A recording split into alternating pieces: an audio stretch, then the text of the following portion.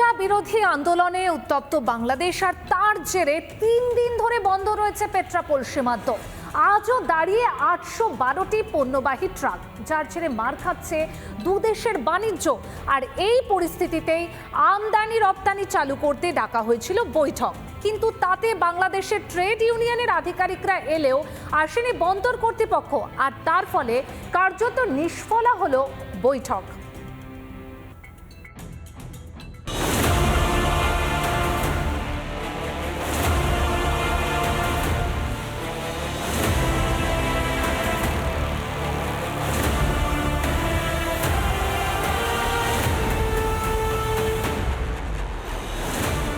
গত কয়েকদিন ধরে বাংলাদেশের পরিস্থিতির প্রভাব পড়েছে পেট্রাপোল সীমান্তে।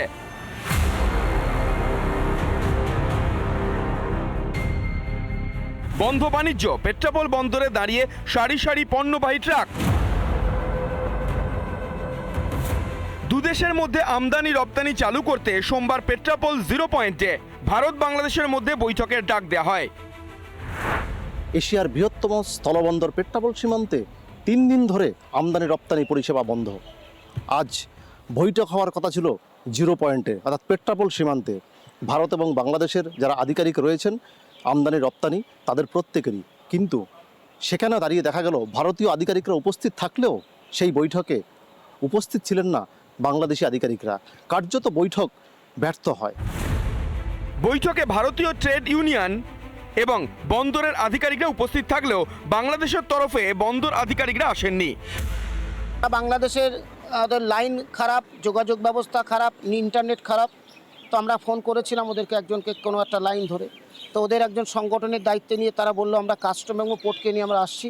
আমরাও ইন্ডিয়ান কাস্টম মেমো পোর্টকে হাজির করেছিলাম, সেটা ওরা আসতে পারেনি। আমাদের যে বড় একটা পোর্ট, যে পোর্টে 812 মতো গাড়ি দাঁড়িয়ে আছে, আজকের রিপোর্ট অনুযায়ী তাদের ভবিষ্যৎ কী হবে? যে পরিবেশ আছে সেটা বলা হোক। যদি আগামী 2-10 দিনে ঠিক না হয়, তাহলে ড্রাইভারগুলোকে নিশ্চিতভাবে তাদের বাড়ি পাঠাতে হবে। সেটা ওরা বলতে পারলো না, ওরা 2-1 দিন টাইম নিয়েছে।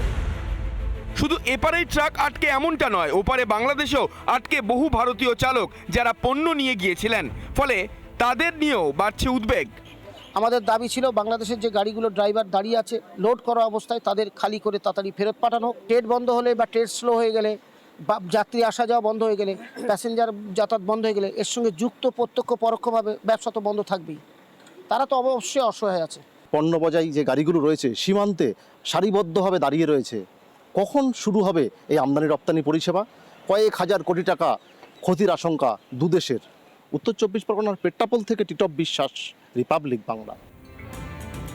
পেট্রাপোল সীমান্তে বাণিজ্য পরিষেবা কবে স্বাভাবিক হয় সেদিকে তো নজর রয়েছে সকলেরই। আর অন্যদিকে এই যে অগ্নিগর্ভ বাংলাদেশের পরিস্থিতি, নিরাপদ আশ্রয়ের সন্ধানে বাংলাদেশ থেকে দেশে ফিরছেন ভারতীয় পড়ুয়ারা, আর সেই সঙ্গে সংরক্ষণ বিরোধী হিংসাত্মক আন্দোলনের জেরে আতান্তরে পড়েছেন এই দেশে চিকিৎসা করাতে আসা বাংলাদেশের নাগরিকরাও।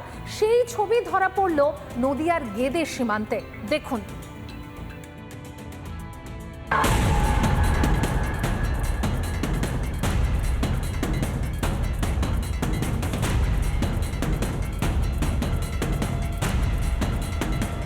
হিংসাত্মক আন্দোলনে উত্তাল বাংলাদেশ।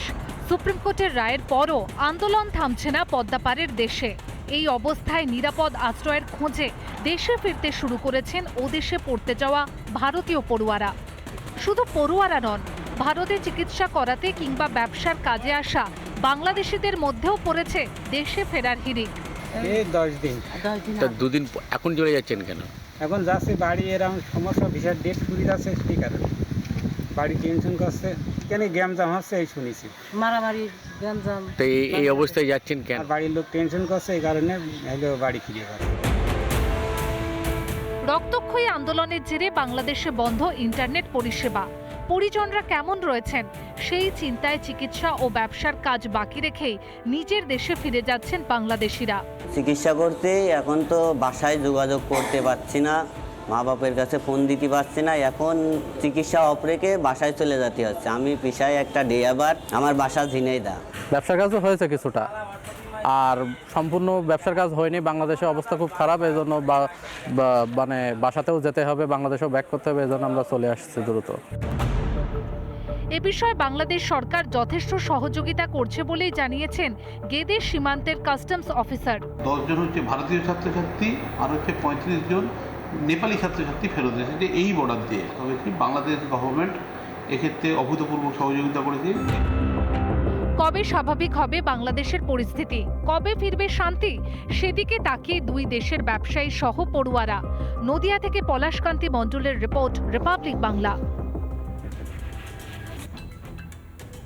চলুন জেলা সদরে এবার একটু গঙ্গাসাগরের পরিস্থিতির দিকে নজর রাখি, কারণ এক মাসের মধ্যেই সেখানে 4 বার ভাঙন দেখা দিয়েছে। পূর্ণিমার ভরা কোটালে বেড়েছে বঙ্গোপসাগরের জল, সমুদ্রে তলিয়ে গিয়েছে কপিল মুনির আশ্রমের সামনের যে মেলা চত্বর সেই চত্বরটি।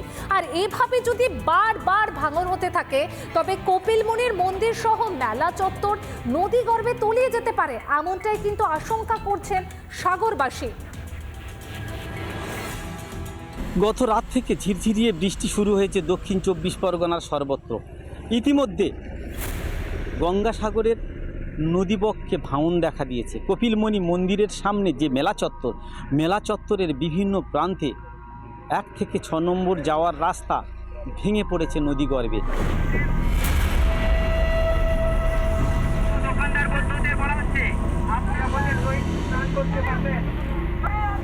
একে পূর্ণিমার ভরা কোটালে রক্ষে নেই, বৃষ্টি তার দোসর।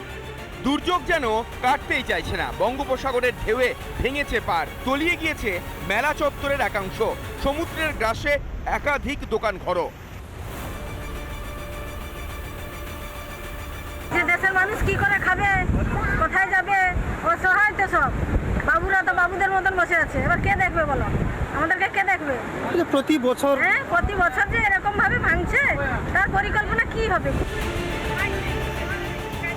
আজ থেকে দক্ষিণের জেলাগুলিতে ভারী বৃষ্টির সতর্কতা দিয়েছে আলিপুর আবহাওয়া দপ্তর। সমুদ্রের ধারে চলছে মাইকিং।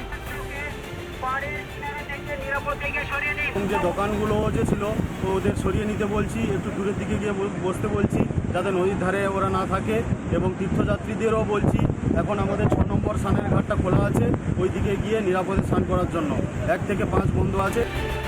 প্রতি বছর ভাঙে সাগরের পার, তলিয়ে যায় দোকানপাট, গাছপালা। 430 খ্রিস্টাব্দে তৈরি হয় প্রথম কপিল মুনির আশ্রম। ঠিক এই রকমই প্রবল জলোচ্ছ্বাসে তলিয়ে যায় আশ্রমটি। পরে 1961 সালে দ্বিতীয় আশ্রম এবং 1974 সালে তৃতীয় কপিল মুনির আশ্রমও চলে যায় সাগরের গ্রাসে। এবার চতুর্থ কপিল মুনির আশ্রমটিও তলিয়ে যাবে না তো? কোথায় যাবে গঙ্গাসাগরের মানুষ? তার জন্য এই সময় যদি চূড়ান্ত ব্যবস্থা কিছু না হয় তবে গঙ্গাসাগর দ্বীপের জন্য বিপদ। হ্যাঁ, প্রায় সব আশ্রমেরও কাছাকাছি চল, আমাদের ভয় হচ্ছে থাকার জন্য। না, কপিল মুনি একদম সেফ আছে। কপিল মুনি আশ্রম থেকে এই যে ডিস্টেন্সটা প্রায় 500 মিটারের উপরে আছে। সো কপিল মুনি আশ্রমের কোনো রকম ক্ষতি নেই। পিলগ্রিমসরাও এখানে গঙ্গাসাগরে আসতে পারেন, সেটা নিয়েও কোনো সমস্যা নেই। যে হারে ভাঙন হচ্ছে তাতে ভয় ধরেছে গঙ্গাসাগরবাসীর মনে। 1 থেকে 5 নম্বর রাস্তা সমুদ্রের গ্রাসে, বৃষ্টি বাড়লে কি হবে সেই চিন্তায় ভাঁজ ফেলেছে সাগরবাসীর কপালে।